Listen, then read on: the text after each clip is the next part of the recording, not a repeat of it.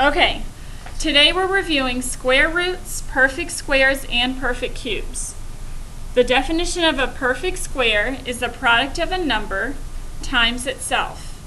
So 16 is a perfect square because 4 times 4 equals 16. And remember, you can also write it 4 to the second power equals 16, or 4 squared equals 16. A square root is the factor of a number that when multiplied by itself results in the number. So for example, 8 is the square root of 64 because 8 times 8 equals 64. Or you could write the square root of 64 equals 8. A perfect cube is the product of a number multiplied by itself 3 times. So again, an example would be 27 because 3 times 3 times 3 equals 27. Or you could write it 3 to the third power, which is read 3 cubed, equals 27. We have our radical sign to show square roots, and the number inside is the radicand. If you want to do the cubed root, you would add a 3 here, which is called your index.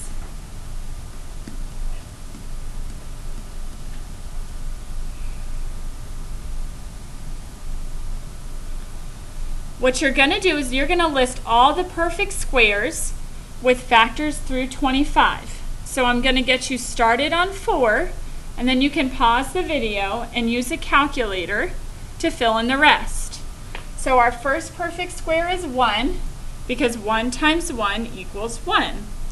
Our next would be 4 because 2 times 2 equals 4. 9 because 3 times 3 equals 9.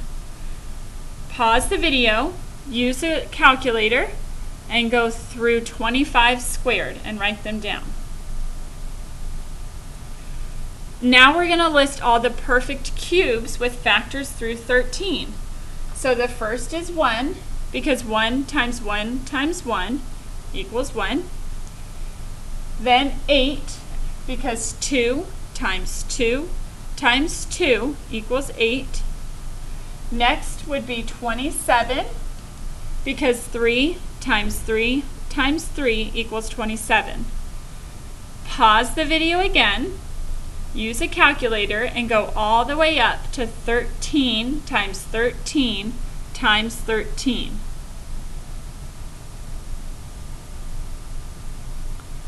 We're going to do some practice now. This should be review.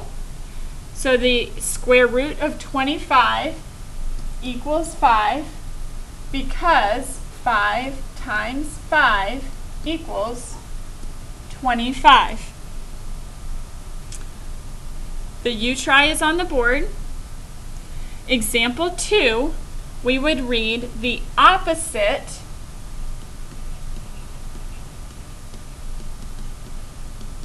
of the square root of 25. So you think the square root of 25 is 5, so the opposite of 5 is negative 5. Example 3, the square root of negative 25. This is not possible, and it's not possible because nothing times itself will result in a negative number. To be under the radical, to take a square root, it has to be the product of something squared. Well, a negative 5 times negative 5 will give you a positive 25, and 5 times 5 gives you 25. So there's no way to get a negative 25 to be a perfect square.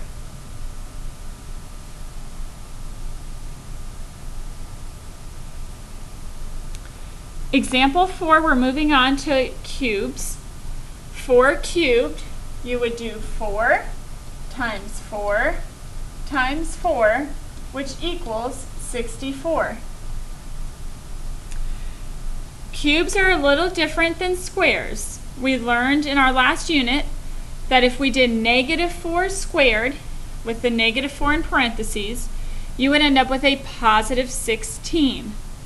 Well, this is going to be a little different because we're doing -4 times itself 3 times.